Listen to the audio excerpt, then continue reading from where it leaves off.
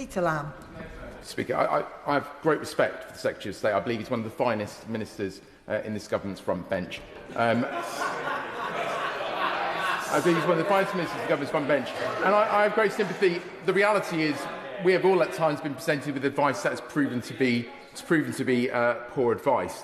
And frankly, the reality that I think a lot of us are aware of is that he inherited a mess when he moved away from the very fine job he was doing at DEFRA to the current department. MLCLG will not publish figures to indicate the savings that this is allegedly going to generate. The only figures that we have available are those produced by PricewaterhouseCoopers, which have been quoted by ministers previously.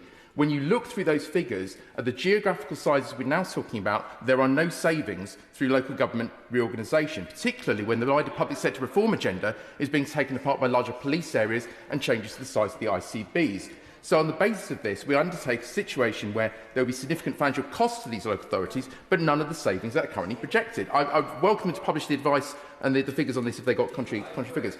The sizes we're now talking about are 14 times larger than the next largest authorities in Europe, with a greater diameter than Greater London, without any community of interest. So given the fact that this is going to leave Labour communities at the mercy of right-wing councils. I'm sure that the honourable gentleman, you need to sit down.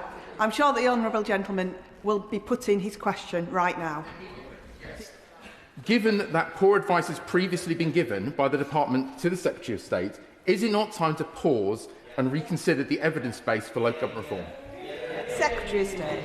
I do thank him for his question, and of course I recognise he's one of the finest constituency MPs in the House. It was a delight to campaign for him. It's a pleasure to see him now in his seat. But we've had this conversation before, and it's quite right that we should continue to have that. I don't agree with his analysis. There are savings that will derive from local government reorganisation, as well as making the system simpler for local people to understand. But it's a debate I know that will continue.